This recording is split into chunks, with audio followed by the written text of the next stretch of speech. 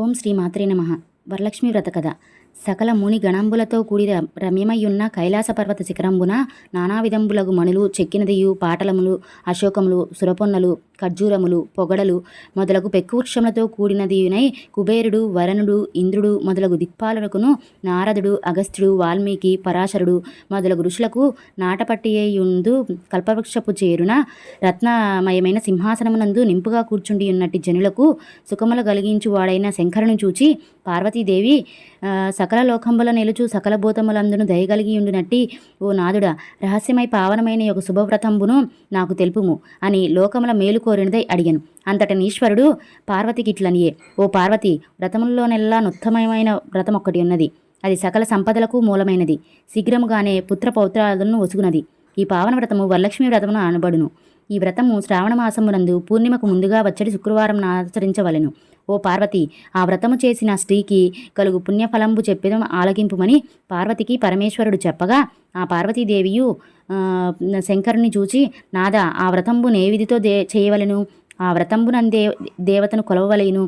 ఆ వరలక్ష్మీదేవిని ఇంతకు ముందు ఎవరు ఆరాధించి ఆమెను సంతోషపెట్టిరి అని అడుగగా, ఈశ్వరుడు పార్వతీదేవితో నిట్లనియే, ఓ ప్రియురాల, పావనమైన వరలక్ష్మి వ్రత ప్రభావంబు చెప్పేదని ఆలకింపుము. బంగారు ప్రాకారంతో కూడి బంగారు మయంపు టిండ్లతో కూడి సకల భూషణములచే సింగారింపబడిన కుండినమును పేరుగల పట్టణం ఒకటి కలదు. ఆ పట్టణమందు చారుమతి అను బ్రాహ్మణ స్త్రీ ఒకటే ఉండెను. ఆమె భర్త యందు భక్తి కలిగి అత్తామామలకు శుశ్రూష సల్పుచుండెను. ఆమె అన్ని పనులను చేయగలది. అన్ని శాస్త్రములను చదివినది. ఎల్లప్పుడూ ఇంపుగా మాట్లాడినది. నిర్మలమైన మనస్సు గల ఆ చారుమతీదేవికి లక్ష్మీదేవి స్వప్నమందు ప్రత్యక్షమై, ఓ మంగళకరులారా, రమ్ము, నీకు మేలయ్యను. వరలక్ష్మీదేవి వచ్చినది. శ్రావణమాసమున పున్నముకు ముందుగా వచ్చడి శుక్రవారమున నన్ను పూజింపుము. నీళ్లు మీరు కోరిన వరంబును సంగెదను అని చెప్పగా, చారుమతి స్వప్నమందే ఆ వరలక్ష్మీదేవి ఎక్కువ సంతోషంతో జగముల కన్నింటికి తల్లివి, పుణ్యస్వరూపరాలువు, శరణుజొచ్చిన వారిని కాపాడుదానవు, ముల్లోకముల వారిచే కొనియాడదగిన దానవు, విష్ణువు యొక్క రొమ్మున నుండు దానవునైన ఓ దేవి, నీవెవరిని కటాక్షంతో చూతువో ఆ మానవుడే పుణ్యాత్ముడు. అతడే సుగుణములతో కూడినవాడు. అతడే కొనియాడదగినవాడు. అతడే ఆలుబిడ్డలు కలవాడు. అతడే శూరుడు. అతడే పండితుడును. ఓ హరిప్రియురాల, ఇతరములైన పెక్కు నెల జన్మముల్లో నెంత పుణ్యము చేసినో అట్లు కాని మీ పాదారవిందుల దర్శనము నాకిబ్బున అని ఆ వరలక్ష్మీదేవిని బహు విధముగా స్తోత్రము చేసెను. ఆ వరలక్ష్మీదేవియు ఆ చారుమతిచే స్తోత్రము చేయబడిందై ఆ చారుమతికి పెక్కు వరంబుల నొసిగి అంతర్ధానము నొందెను. చారుమతియు స్వప్నము వచ్చిన పిమ్మట పరుండి నిద్రపోవక మేల్కొంచి సూర్యోదయమైన తర్వాత తన స్వప్న వృత్తాంతమును తన బంధువులకు తెలిపెను.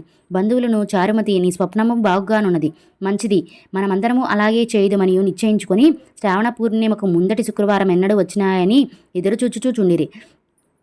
వారి అదృష్టవశమున వరలక్ష్మి వ్రత దినం ప్రాప్తించగా స్త్రీలు మనస్సులందు విచారము మాని పరిశుద్ధముగా స్నానం చేసి వింత వింతలైన బట్టలు కట్టి క్రొత్త బియ్యముతోనూ మరియు గుళ్లతోనూ నిండిన పూర్ణ కుంభమునందు వరలక్ష్మీదేవిని ఆవాహనం చేసి చారుమతి మొదలగు వారందరూ భక్తితో పూజలు సల్పిరి.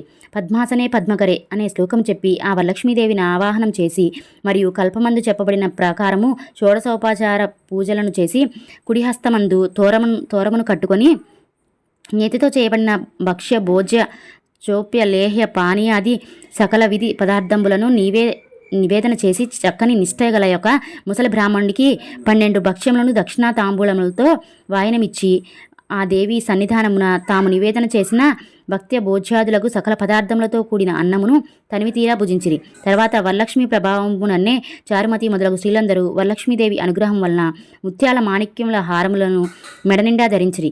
కాళీ అందెలను రవ్వలు చెక్కిన సొమ్ములను బడిసిరి. ఇట్లు కలిమియే కాక పుత్ర పౌత్రాదులను ధనధాన్య సమృద్ధిని బడిసి ఎల్లప్పుడూ అన్నదానం నందును బంధువుల పోషణ ఎందును మిక్కిలి శ్రద్ధ గలవారలై చతురంగ బలముచే నిండిన తమ తమ గృహంబులకు చెనిరి. ఓ పార్వతి, చారుమతీదేవి వల్ల నిన్న ఆ వరలక్ష్మి వ్రతంబు ఆ నగరం అందుండువా రెండులకు చెప్పుకొనిది. ఓ పార్వతి, ఇది నిజము. ఈ వ్రతంబును ఆచరించుట వలన మానవుడు మేలులను పడేను. చారుమతీదేవి మూలమున మనము కోరిన కోరికలెల్లా పడిస్థిమి. చారుమతి ఎంత పుణ్యాత్మురాలు, ఎంత మహిమగలది. ఆమెకు వరలక్ష్మీదేవియే ప్రత్యక్షమై వ్రతంబును ఉపదేశించినది అని ఆ చారుమతిని పొగిడిరి. ఓ పార్వతి, అది మొదలి వ్రతం వరలక్ష్మి వ్రతం పని లోకమున ప్రసిద్ధమయ్యను. ఇది వ్రతములోనెల్లా ఉత్తమ వ్రతము. దీని నీకు సవిస్తారంగా చెప్పి తిని. ఎవరి వ్రతంబును వినుచున్నారో లేక నెమ్మదిగా పరుల చేత వినిపించుచున్నారో వారికి వరలక్ష్మీదేవి ప్రభావం వలన సకల కార్యములను సిద్ధించును అని పార్వతీదేవికి చెప్పెను. ఇది భవిష్యోత్తర పురాణంబులందలి పార్వతీ పరమేశ్వరుల సంవాదనమున వరలక్ష్మి వ్రతము సంపూర్ణము. సర్వమంగళ మాంగళ్యే శివే సర్వార్థ సాధకే శరణ్యే త్రయంబకే దేవి నారాయణి నమోస్తుతే. ఓం శ్రీమాత్రే నమః.